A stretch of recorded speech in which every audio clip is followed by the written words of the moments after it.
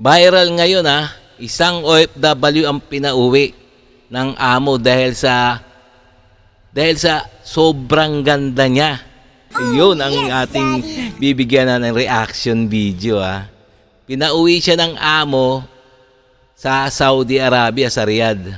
Kaya ang attention to attention sa mga magaganda na nag-a-apply na maganda sa Saudi. So panoorin natin to, bibigyan natin reaction to. Kung bago pa lang sa aking channel mga guys please like and subscribe na lang muna sa ating YouTube channel bago tayo mag-umpisa. Okay? And also, syempre, paki-subscribe kay Bisan Uno Vlogs. So, sa kanya itong video na to na ating bibigyan ng reaction. Okay, umpisa na natin para makita na natin yung kagandahan ni ate. Pinagkakaguluhan at viral na ngayon sa social media ang isang video ni Kaagapay Kabong Concha matapos nitong ipakita sa publiko ang isang distress OFW kasambahay na kakarating lang sa Pilipinas galing Riyadh, Saudi Arabia. Kwento sa likod ng viral video na ito, si Kabayan ay 25 taong gulang pa lamang, mahigit 2 buwan. At kung titignan nyo, titignan nyo maigi yung itsura ni Kabayan na nag-apply na DH sa Riyadh, Saudi Arabia. Ang ganda niya. Pa lamang itong naninilbihan sa kanyang mga amo sa Riyadh. Pero pinag-aawayan umano ito ng kanyang mga amo dahil sa nagsiselos umano ang amo nitong babae. At sa halip na ihatid ito sa agency, hindi umano pumayag ang among lalaki sa takot umano na mapunta si Kabayan sa iba. Kaya't pinauwi na lamang daw ito ng diretso sa Pilipinas. Nako, tignan nyo naman mga guys Ayan ayan ba yung nag-apply na DH sa Riyadh, Saudi Arabia. Tingnan nyo na itsura Kamukhang kamukha ng artista. Sino ba yung artista? Ang ganda Tingnan mo. Pinauwi ng amo yan dahil nagselo siguro sa sobrang ganda. Sabi ni Kaagapay Kabong Concha na nakakatakot daw ang mga ganitong itsura na pumasok bilang isang kasambahay. Wow, nakakatakot pala sa Riyadh yung ganyan mga itsura. Ganyan pala, Grabe Dahil lapitin daw ang mga ganitong itsura sa mga among lalaking mapang-abuso. Sa lahat po ng mga nagtatrabaho, mga kababayan ko po, kung kayo po ay may ganitong itsura po at gusto nyong magtrabaho bilang kasambahay sa Saudi o sa Kuwait o kahit saan, Diyos ko po, pag-isipan po ninyo ng maraming beses. Na hindi naman sinang-ayunan ng ilang mga netizen ng mga OF. Ayan, tignan nyo naman yan ang itsura ni Kabayan na pinauwi ng amo mula sa Riyadh, Saudi Arabia. Lalo na sa mga nagtatrabaho sa bahay. Ani sa kanilang mga komento, wala daw po sa itsura. Kahit maganda, basta hindi makate at hindi magpapapansin sa among lalaki. Pwedeng walang mangyari sa'yo. Pero bago tayo magpatuloy, huwag kalimutan i-like, share, subscribe at pahit na rin ang kampana for more upcoming videos. Salamat! Ayan po si ate. Nagtrabaho po bilang isang kasambahay sa Riyadh, sa Saudi Arabia, pero pinauwi ng employer. Alam niyo na kung bakit po. Taga saan ka? Jensen po. Taga Jensen. Ilang taong ka na?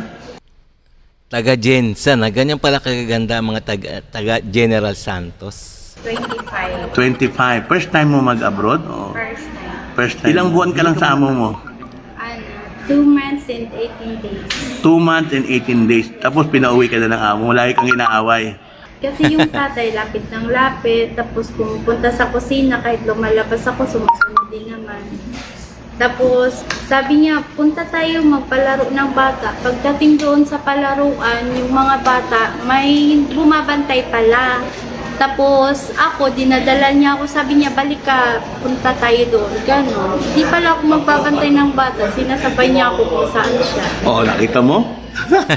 Antindi Antindi, imbis na magbantay ng bata, iba palang pinapagawa ng amo niya, Matindi, ang lupit nitong mga Arabo na to, Talagang manyakis tong mga Arabo na to.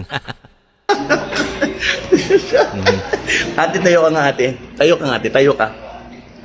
Wow! Nakita niya si ate. Ayan Nagkatrabaho sa bahay. Wow, tignan nyo naman Maganda at sexy pa. Ayan ba yung katulong sa Saudi? Talagang pagnanasahan siya ng mga amo na Arabo Tingnan nyo naman sa itsura Diyos ko. Bukod doon, ano pa yung mga naranasan mo? Tapos yun, pag umuwi, kasi pinauwi ng Pinauwi na ng amo. opo, ng babae. Ay, oo, tatakot sa iyo, nagselos sigurado yun. Tapos sabi ng babae, balik ako ng agency. Pero sabi ng tatay, hindi daw ko payag. Uwi na ako ng Pinas. Kaya pinauwi ako ng Pinas. Hindi talaga sila papayag na ibigay ka sa iba. Ate, ha? Tama. Okay na naman ah. Gustong ayaw ibigay ng amo do sa ibang sa ibang family yung si ate girl. Dahil nga nagsiselos, talagang ganda oh. Tingnan niyo naman sa itsura. May kamukha siyang artista. Sino yan? Na yung pag-abroad mo ng marami namang ibang trabaho. Wag na sa bahay, ha? Oy, grabe naman si ate, bawal mag-DH ang maganda, ha? Wag naman ganun, Yan bawal daw mag-DH na maganda.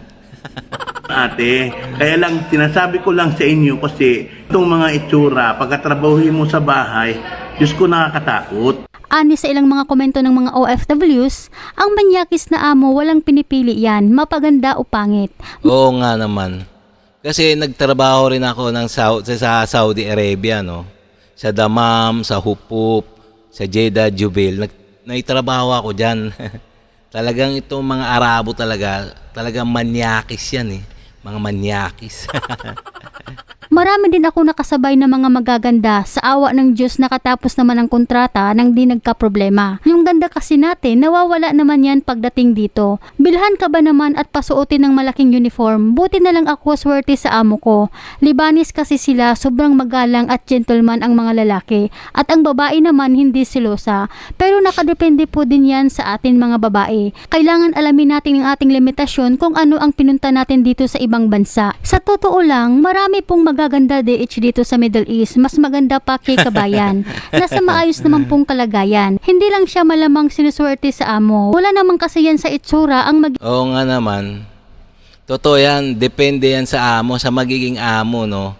Ng isang DH. Kasi meron talaga mga among Arabo na talaga napaka masamang ugali, meron mabait. So, malas niya lang talaga napunta siya sa mga Arabong mga walang hiya, mga manyakis. magiging kapalaran mo as DH. Di lang talaga siya maswerte sa amo. Ikaw kabayan, ano naman ang masasabi mo sa videong ito? Pakikomento ang inyong saloobin. Salamat at palagi po kayong mag-ingat. Yan mga guys, nakita nyo man si kabayan na girl ang ganda niya, no? So bawal daw mag-apply o mag-apply sa Saudi Arabia na DH na magaganda. So okay, no? Meron man naman talaga mga ganong amo. Malas mo na lang pag napunta ka sa amo na ganon, na talagang walang hiya. Dan sa Saudi Arabia. Tagal ko dyan matagal ako dyan sa Saudi Arabia, 10 taon ako dyan. Kaya alam ko rin ang mga ugali ng mga Arabo, no? So, okay na. Kung sana nga si kabayan girl, sana wag na mag-apply sa Riyadh, Saudi Arabia, no? Sana mag-apply na lang sa mga open country. Yan, kutulad Dubai, Singapore, o kasama basta open country. Wag lang sa Saudi Arabia na maraming mga mga manyakis. Okay, no mga guys, so hanggang dito na lang tayo. So kung nagustuhan nyo yung mga ganitong mga reaction video, please like and subscribe na lang muna sa ating YouTube channel bago tayo magsara. Okay?